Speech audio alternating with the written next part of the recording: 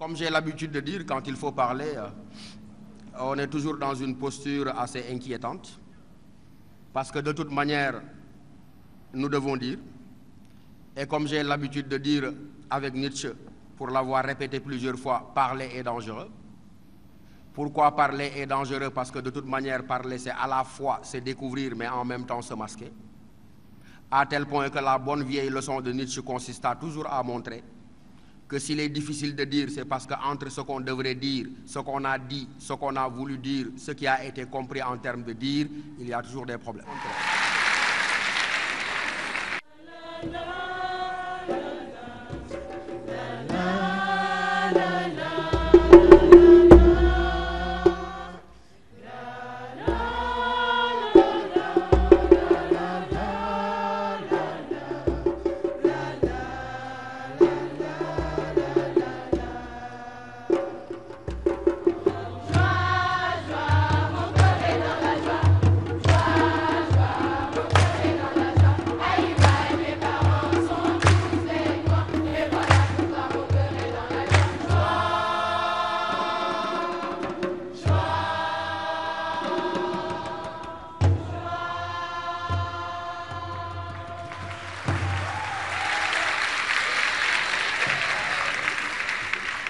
Merci beaucoup. Et on vous dit tout simplement que c'était la chorale du club de littérature, d'art et de philosophie du lycée Seydina Limamou Laye. Vous allez écouter de la philosophie, vous allez voir de la philosophie aujourd'hui à Sorano. Parce qu'on est aujourd'hui ici avec le professeur, monsieur El Hadj Sondé Diouf. Le grand philosophe. Cet homme, grâce à qui nous, élèves, nous avons aimé la philosophie. La philosophie. Et grâce à qui, nous, élèves, nous apprenons à philosopher. Des applaudissements pour le club du lycée Seydina Limamou Laye. Donc, sans plus tarder, nous allons appeler monsieur Charles Faye du groupe Futur Média sous vos applaudissements. Grâce à qui cette journée s'est tenue. Merci. Bonjour. Je vous sens très timide.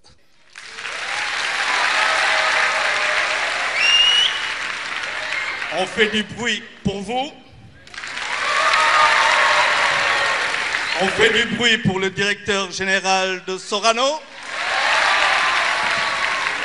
On fait du bruit pour 3 ministères. Le ministère de l'Éducation, notre partenaire, le ministère du Tourisme et des Loisirs, notre partenaire, et le ministère de la Culture, également notre partenaire. Et bien entendu, pour le groupe Futur Média. Alors, plus sérieusement, c'est avec beaucoup de plaisir que je suis là pour représenter le groupe, mon groupe, dont je suis fier. Certaines personnes sont là, le service marketing. Chez nous, on a une administration générale.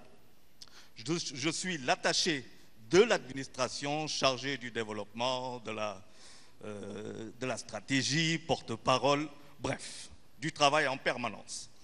Alors, je vous disais tantôt que c'est avec un très grand plaisir que nous sommes là pour vous accompagner, pour accompagner ces jeunes élèves, ces bacheliers, dans cet exercice aujourd'hui, qui est celui de la réflexion, dont je me garderai, moi, d'y pénétrer pour la seule et simple raison que je ne suis pas philosophe, je suis un apprenti sorcier. Mais cela dit, notre partenariat a déjà commencé. Nous sommes venus au lycée Limamou Laye. Mais ce n'est pas seulement un partenariat avec le lycée Limamou Laye, c'est un partenariat avec l'éducation sénégalaise, c'est un partenariat avec l'école sénégalaise, c'est le partenariat avec la jeunesse qui veut savoir, la jeunesse qui veut servir, la jeunesse qui veut gagner. Alors ce que Futur Média va vous dire, c'est de devenir des conquérants. Soyez bons en français, soyez bons en anglais, soyez bons en chinois, soyez bons partout. Et soyez philosophes aussi, parce qu'on a besoin un peu d'avoir cette structuration de la pensée afin de pouvoir donner à son pays tout ce que l'on a. Et ce que l'on a est souvent dans la tête. Je vous remercie. Merci beaucoup à M. Charles Faye. Juste vous dire qu'à Limamou Laye, ce n'est pas seulement l'excellence qui s'y cultive, mais aussi nous avons les chansons, oui, les sketchs, des sketchs qui sont relatifs à la vie quotidienne. Avant, nous allons choisir quelques élèves qui vont vous faire des poèmes. Et sous vos applaudissements, nous allons accueillir M. Djamil Sow, s'il vous plaît. Sous vos applaudissements, cher public.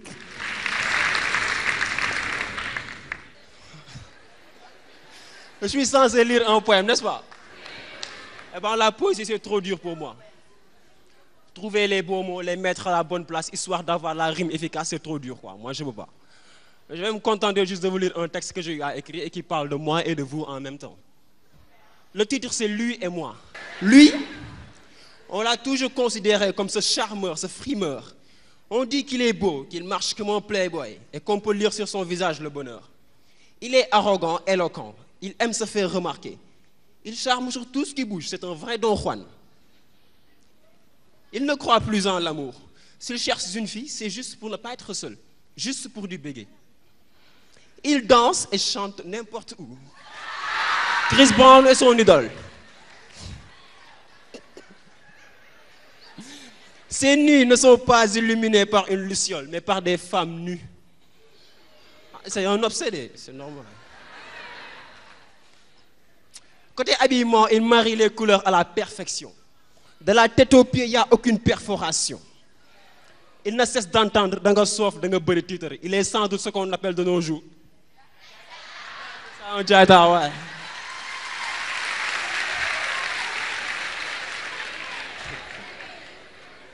Moi, je suis ce mec modeste, gentil, calme et amoureux, et correct. Vous ne croyez pas? Ah, c'est ça. Bien que je m'appelle Djamil, je ne me crois pas beau. Je suis ce mec romantique. L'éloquence est mon second nom. Cependant, l'amour ne me réussit guère, car je flash toujours sur la personne qu'il ne fallait pas. Mais quand même, je garde espoir. Et j'espère que j'aurai quelqu'un après. Mes nuits sont éclairées par une luciole imaginaire. J'espère qu'un jour qu'elle sera réelle. Je suis ce mec qui se fâche pour un rien. Et du genre à en rire quand je suis en colère. Drôle de mec. Je rêve d'être un ingénieur en automobile. Je l'avoue, j'aime bien être sapé. Et j'adore les sons de Chris Brown. Je suis en lui. Mais lui n'est pas en moi. Mais malheureusement, beaucoup connaissent lui et m'ignorent moi. Merci. Merci beaucoup. Merci beaucoup, Monsieur Djamil Sow. Nous allons passer la parole à une fille connue un peu partout, ici à Dakar, parce qu'elle a représenté le lycée Limamoulaye à l'émission L'Art de la TFM. Nous allons passer la parole à mademoiselle Ndeye Fatou Ndiaye. Femme, femme. Je suis femme, je suis fleuve, je suis flot.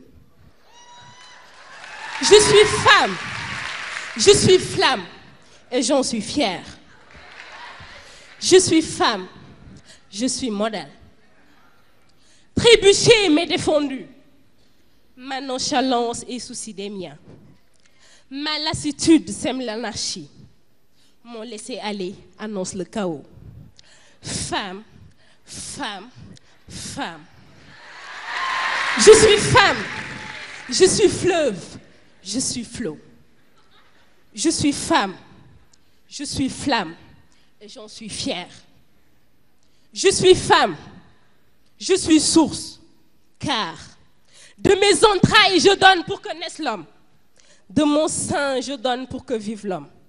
De mon amour je donne pour que l'homme tienne debout.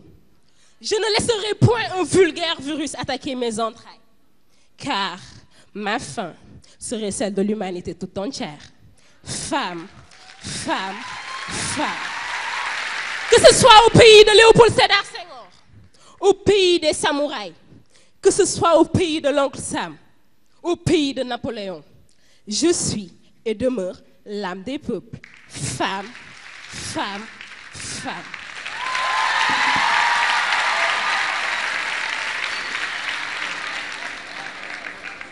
Et maintenant, nous allons remercier l'université ICAO, une université d'excellence qui fait aussi partie de nos partenaires. Nous allons passer maintenant la parole à M. Khalifa Diakhaté de la télévision Futurs Médias.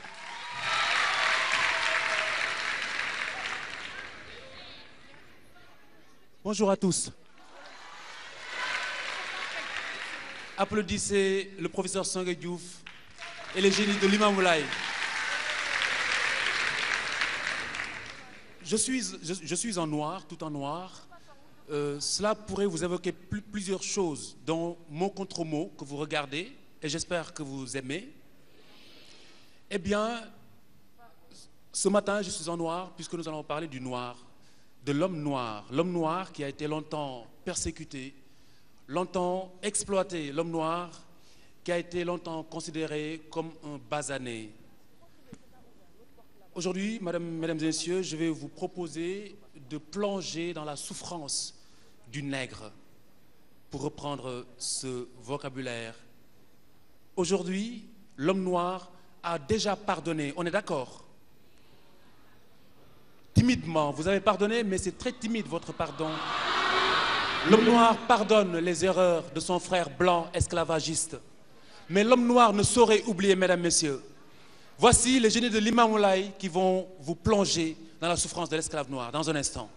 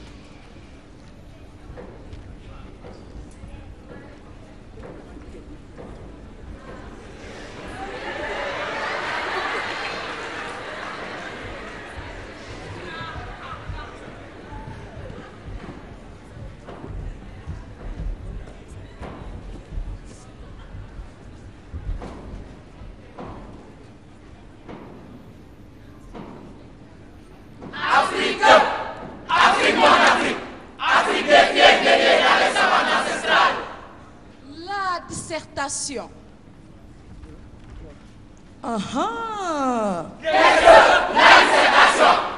Eh bien moi, je suis la dissertation, l'exercice littéraire.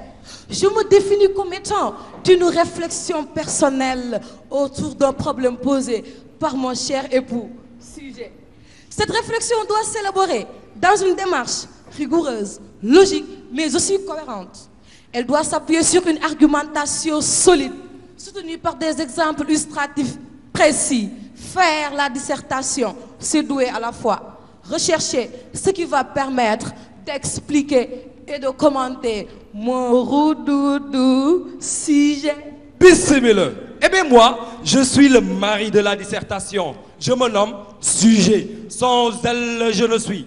Mais étant support de la réalité, de la pensée, mais aussi surtout de la connaissance, je me dois d'être là. Souvent de race thématique, analytique ou dialectique, je change de nom selon mes humeurs. Et pour aujourd'hui, je me nomme, écoutez bien, est-ce que l'Afrique va se développer un jour? Merci papa. Eh bien moi, je suis l'aîné de ce couple, à savoir dissertation et sujet. Consommera pas la peine de voir mon frère développement. C'est ma seule conclusion, car j'amène le sujet, je pose le problème et j'annonce le plan.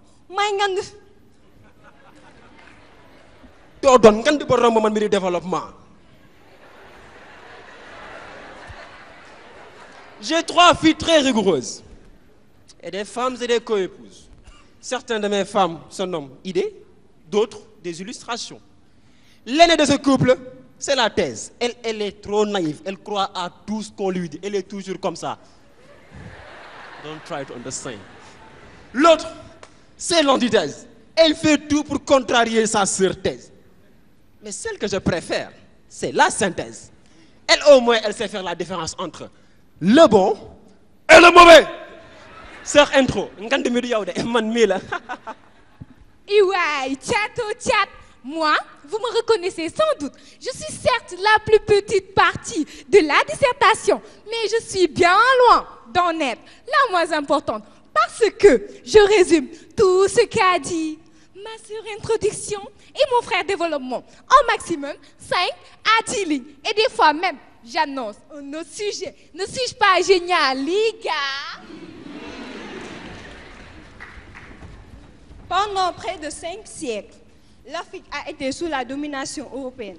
Cette domination a sombré l'Afrique dans une profonde léthargie. Ceci nous pousse à nous demander si l'Afrique pourra se développer un jour. Nous allons voir d'abord comment l'Afrique pourrait se développer et ensuite voir s'il n'y a pas de contraintes liées à son développement.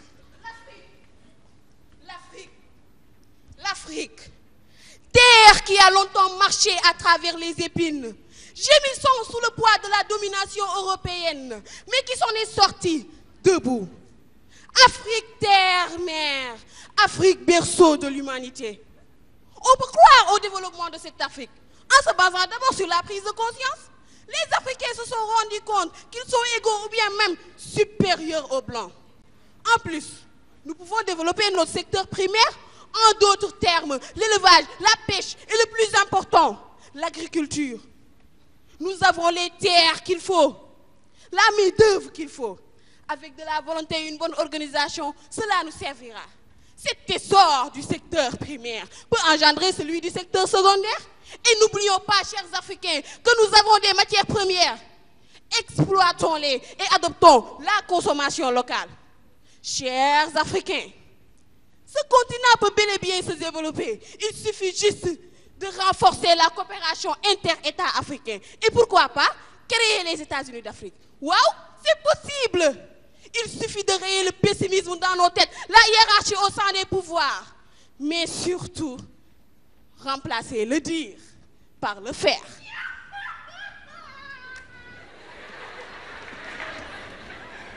Oh, c'est vraiment incroyable, toi. Mais bon, au lieu de... Stop. Mais, qui es-tu pour me contredire?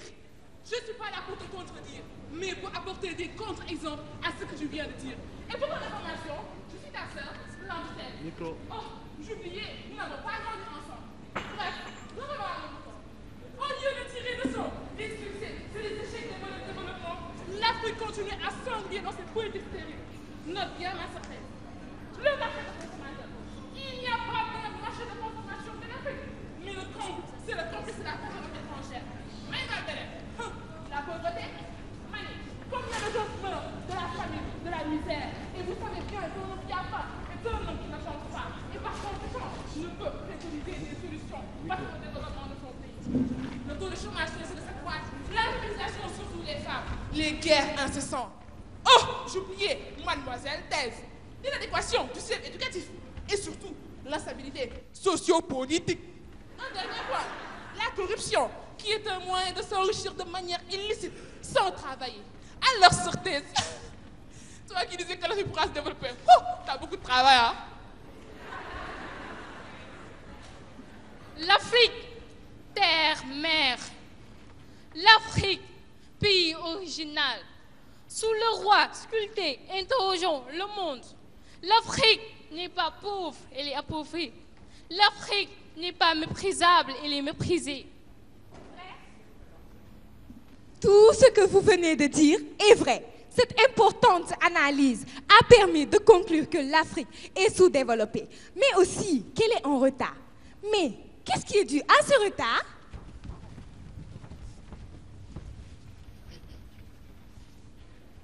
L'émotion est nègre, la raison est hélène, dit-on. En voici un exemple illustré. Voici une histoire qui s'est passée en Afrique.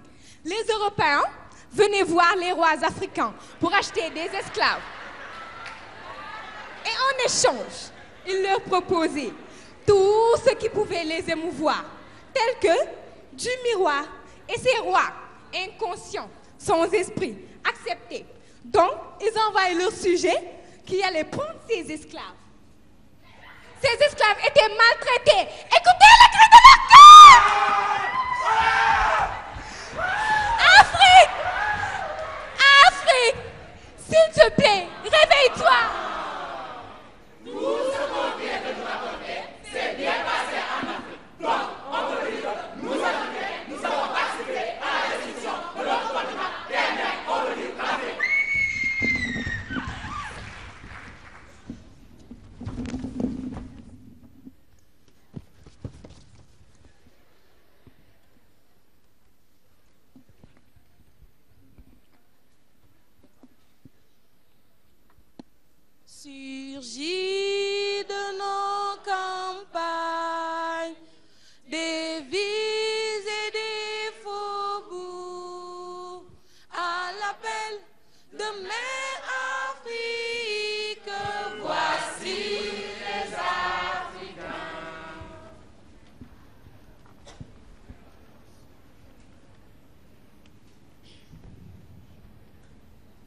Dans la pénombre, nous marchions, tâtonnant.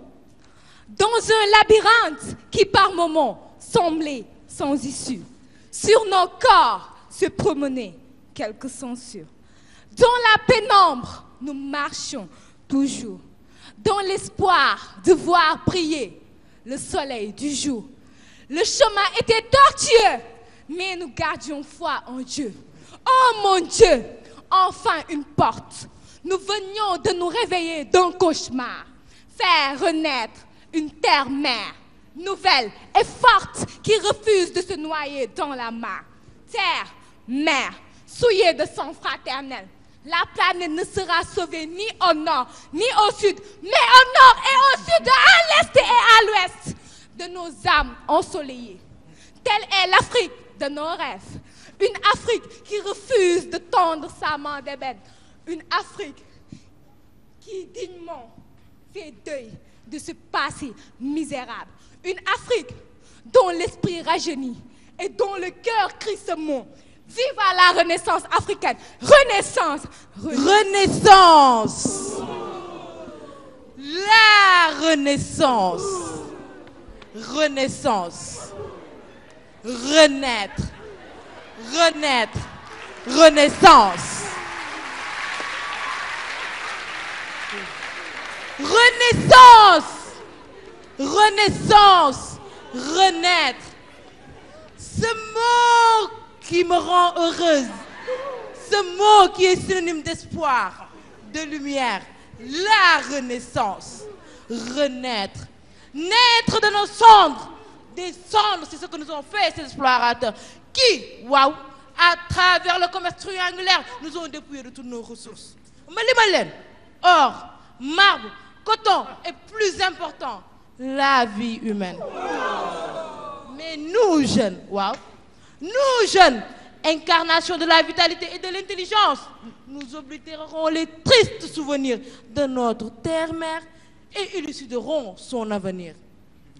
Afrique, terre-mère, Afrique, berceau de l'humanité, Afrique, terre de civilisation, revis, renaît, souris, sois belle et marche vers la gloire, car tu le mérites.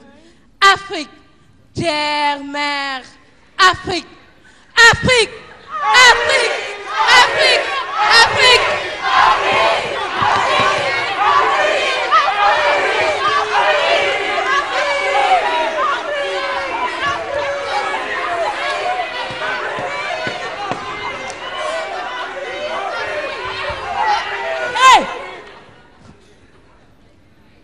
Mais qui êtes-vous donc pour me réveiller à cette heure? Nous sommes des Africains engagés à participer au développement de notre continent. Et vous, qui êtes-vous? Très bonne question. C'est parce que vous ne me connaissez pas